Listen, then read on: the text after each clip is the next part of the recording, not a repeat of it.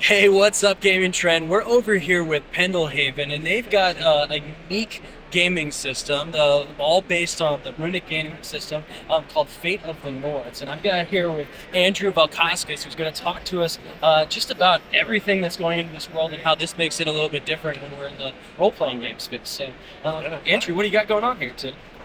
So we're to Origins, and we brought our whole catalog with us, 13 Kickstarters worth. And we started out with Fate of the Norns Ragnarok. So this was our very first Kickstarter back in 2012. It's in perfect. And we use runes instead of dice for all mechanics because we wanted to do a little bit of innovation in the RPG space. So while they might be thematic, they've also brought a lot of quality of life improvements at the table. The runes have allowed us to create the world's first RPG that has multiple levels of quench or complexity that allows every single player at the table to play at the level they are comfortable with and enjoy. Because, I mean, after 40 years of playing RPGs, I can tell you that most players have a very different tolerance for math and rules complexity, right? That is so true. that's why you've got RPGs like Fate, which are very much narrative based for players that just want to describe what they're doing, and the rules just get in the backseat, please. All the way to like Rollmaster or Shadowrun, where players want to stack powers and see numbers popping off, and everyone in between, right? So we've got 3 levels of crunch, and every player at the table can play at the level they're most comfortable with. And they can even move through them seamlessly without having to announce anything. And it allows people to play at the levels they're most comfortable with and enjoy with no frustration. Yeah, I know one of the biggest things for me is trying to get new players to play. I'm kind of a rookie myself, but even just trying to get new people involved in this, it's like what's the entry level? So that sounds great. The other thing that we've done is we've done a lot of research in this game. We're kind of a bit of history and mythology junkies. Actually, the Illuminated Edda is 3.5 years of my life of translating both the prose and poetic Eddas from Old Norse to modern prose. I had friends that were coming over to my house saying, I want to learn the real mythology after watching the Marvel movies. Can I borrow one of your academic translations from Professor Larrington and Crawford? I said, sure. I passed them one of those Eddas. The next day they're coming back. They're like, I can't read this. So this was one of those projects, a love letter to all the people that love mythology, but they wanted to read and feel like a novel, like not something that's going to cure their insomnia. So that was, along with Celtic Cyclopedia, along with Creatures from Fairy Tale and Myth, all of these are the research materials that kind of go into all of our games. So when you look at the sagas, the Eddas, the Lever-Gabla, the Mabinogion, they're all canon in our universe. So we're kind of sneaky. You learn stuff while you play our games. Oh, I appreciate that as an educator myself. So how does the system work? How do you play through some of the game? Yeah, we have a pre-gen down here, so I can actually walk you through the pre-gen. So this is from our latest book, Children of Eriu. So this is where we've gone from the Viking kingdoms to the Celtic kingdoms. And so there are 2 main attributes in the game, essence and destiny. So essence represents everything that you are: skills, abilities, memories, powers, health, the works. Mechanically, that's a number of runes this character is going to have in their rune map. Okay. Destiny is the effect that you can cause on the world around you. Mechanically, that's the number of runes that you would draw from your bag at random. Every time you want to do a skill check, start a new round of combat, or just interact with the world in a meaningful way. The colors of the runes are your traits. So if we're coming from like D&D, it'd be like your ability scores, right? So red runes are physical, blue runes are mental, green runes are spiritual. The more that you have of a certain color, the better you're going to be at those types of skills and activities. So on the character sheet, those numbers are generated by a point buy system. So levels 1 through 7 in the game are kind of reserved for the nobodies, the extras, the regular farmers, the merchants. You're playing a hero of epic proportions. So we recommend the starting point is levels 8 through 12. And you're going to end up spending those levels to buy essence and destiny. Buy an essence costs a level, buy a destiny costs 2 levels. So this is a level 8 character. So then you've got active powers. So active talents, combat powers, social powers, and skills. And what these do is you need actually play a rune to trigger those abilities. So most RPGs are combat oriented, right? So again, we'll talk about D&D because everyone mostly plays D&D. You've got really cool spells and feats and things for combat. So when you get into combat, you've got a whole Swiss Army knife of things to do. And what happens when you get into a negotiation or some social, Right. what do you do? Charisma check or a skill check. One roll resolves everything. Right. So what we've done is we've actually created an entire social combat system.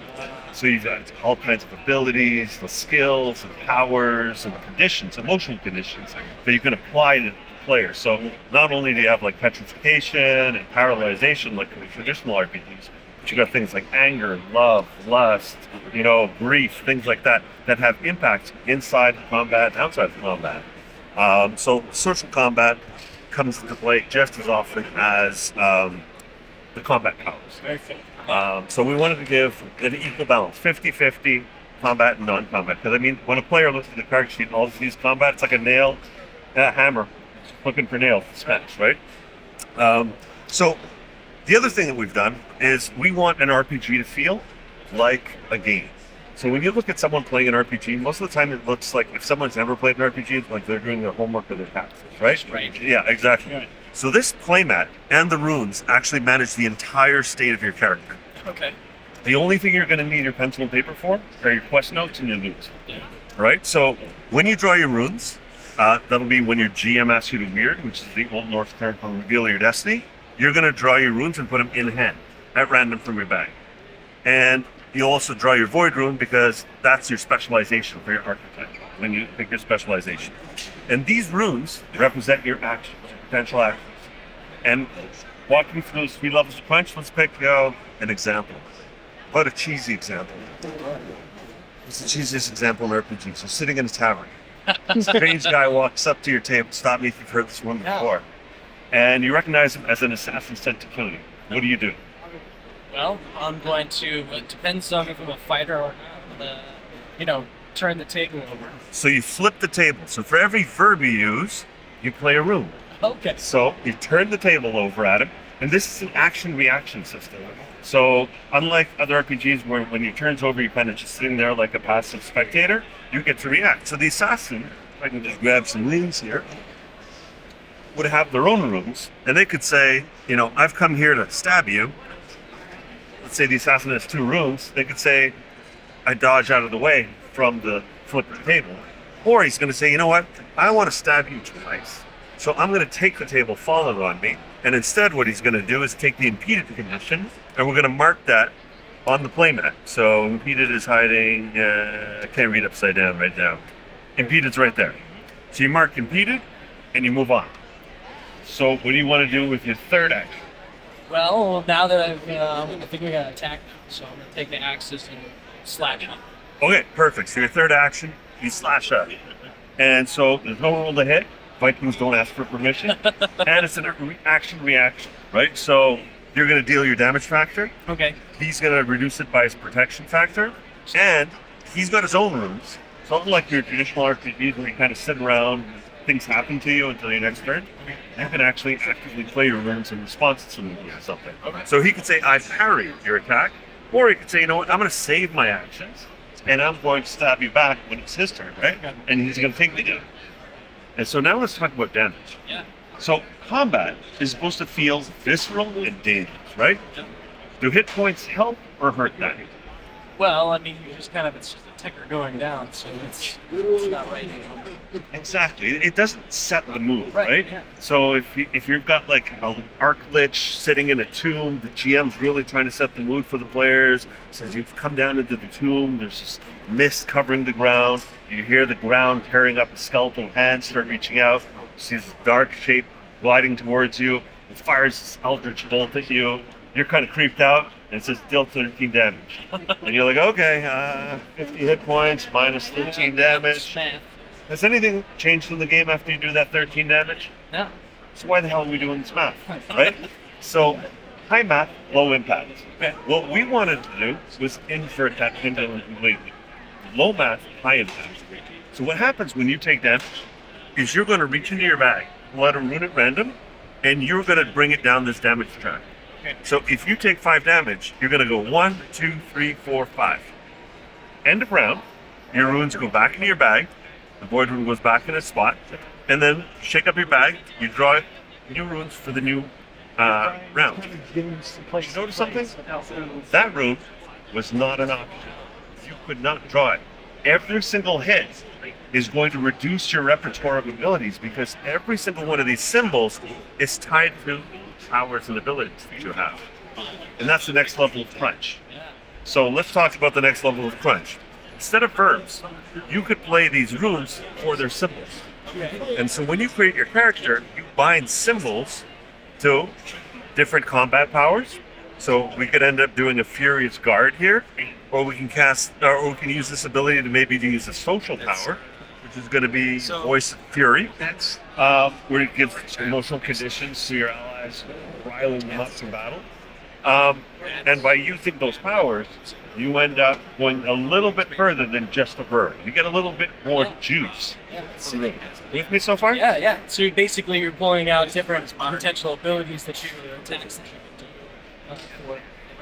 Yeah, you got it. Now let's go one more level of crunch. You can combine runes together into rune chains to change the way your powers work. Okay.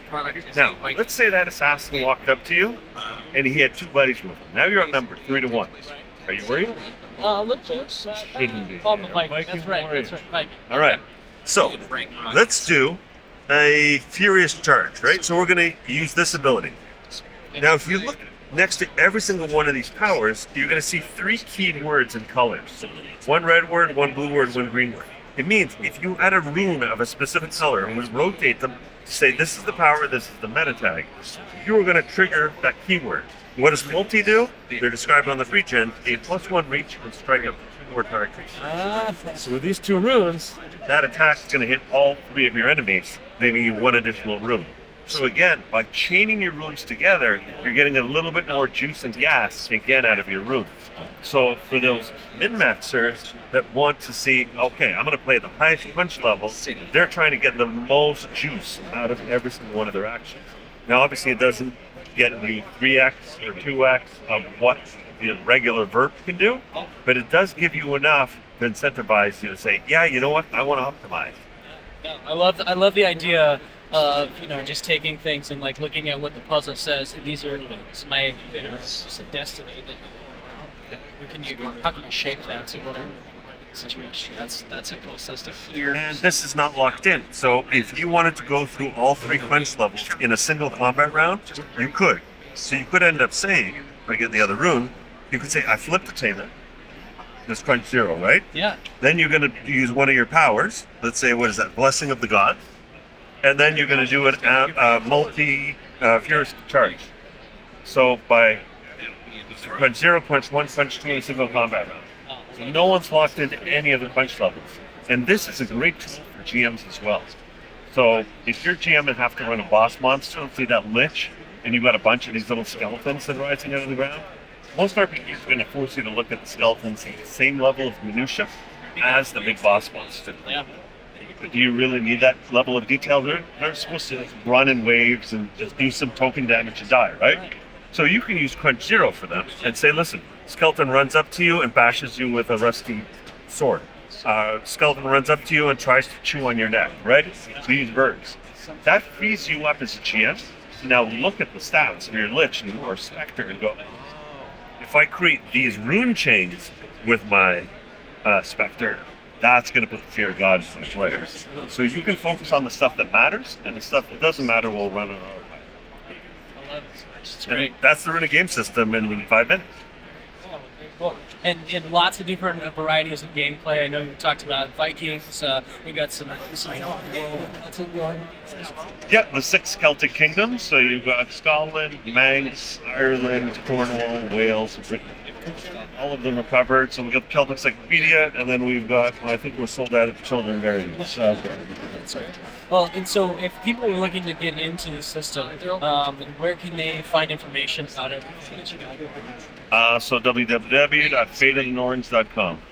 Norns.com. Yep. Well, I'll tell you what, I'm really intrigued. I love the system pulling out the bags. I have some other games where you're pulling things out the bags, but you put it into an RPG or something. It's so nice, but it's well, we're excited. Hopefully, we can get this on the table pretty quick. And if you're interested in this, make sure that you check out fateofthenords.com and make sure you stay tuned to Gaming Trend for all of your tabletop role-playing, board games, everything, reviews, previews, and news.